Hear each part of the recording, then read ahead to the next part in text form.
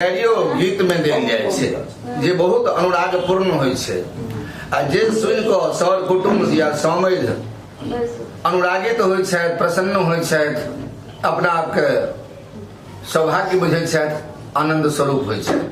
आओ परिछन कालक देखा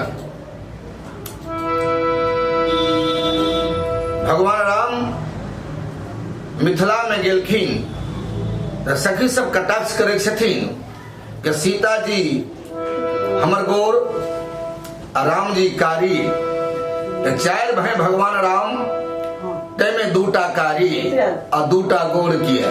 एटा मिथिलानी सबके कटाक्ष छनि, गायर छनि, अनुराग छनि। रामायण में चर्चा एलै है गायरक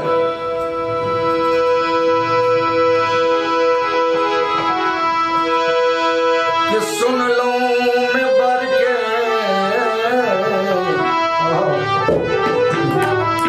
कि सुन लो में बर के बराई है दुल्हा छथिन कारी।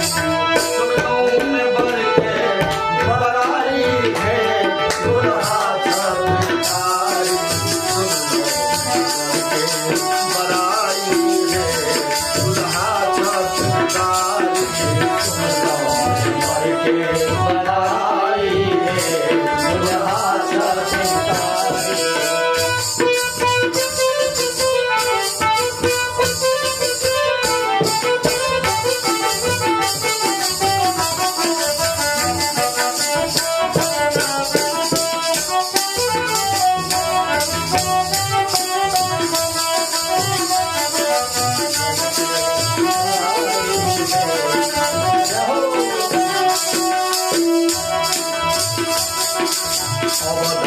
नगरिया के साधु संतकारी, नगरिया के साधु संतकारी, दुल्हा के मैया सब परम खिलाड़ी, दुल्हा के मैया सब परम खिलाड़ी। अवध नगरिया के साधु संतकारी आ दुल्हा के मैया सब परम खिलाड़ी। भगवान राम के 3 टाइम में सखी सब कह छथिन कि दुल्हा के मैया सब परम खिलाड़ी। हे साधु सब जोड़ लेलखिन यारी है सखी सब भेलखिन कारी। साधु सब जोड़ लेलखिन यारी है सखी सब भेलखिन कारी। बराई है दुल्हा छथिन कारी।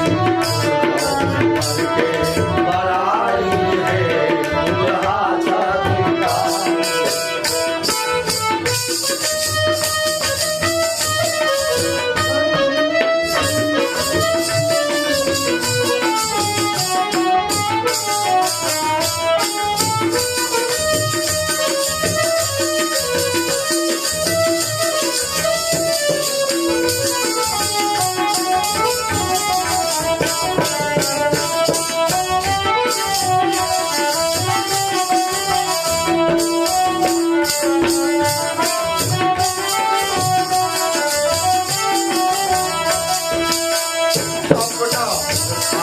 हजी के तोरलन अपना मूर्खा, हजी के तोरलन अपना मूर्खा, हजी के तोरलन अपना मूर्खा, हजी के तोरलन।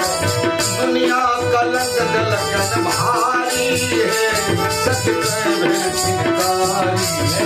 दुनिया कलंक दलगन भारी है सच भेलखिन कारी। दुनिया कलंक दलगन भारी है सच भेलखिन कारी। दुनिया कलंक दलगन भारी है सच भेलखिन कारी। बराई है दुल्हा छथिन कारी।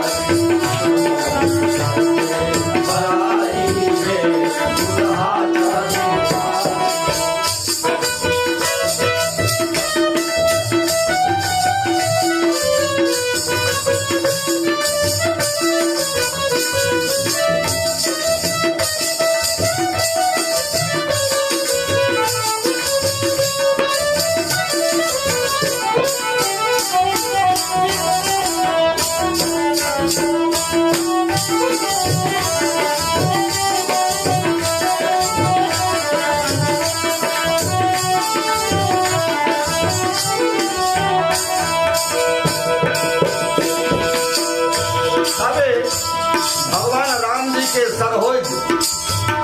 श्रीनिधि सरहोर के अपना नंदोष पर कनी विशेष ख्याल रहे।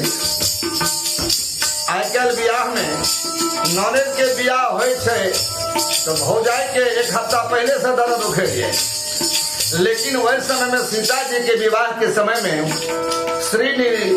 श्रीनिधि राम जी के भौजाई बड़ी अनुराग से कहे छथिन दुल्हा के कई पक्ष लोग मिथिला नगरिया के नारी खेलारी, मिथिला नगरिया के नारी खेलारी, मिथिला नगरिया के नारी खेलारी, मिथिला नगरिया के नारी खेलारी।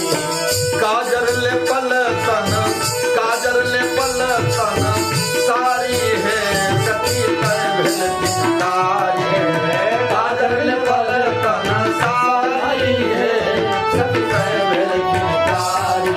सुन लो बड़ाई है दुल्हा छाती, सुन लो बड़ाई है दुल्हा छाती, सुन लो बर के बड़ाई है दुल्हा छाती, सुन लो बर के बड़ाई है दुल्हा छाती, सुन लो बड़ाई है दुल्हा छाती, सुन लो बर के बड़ाई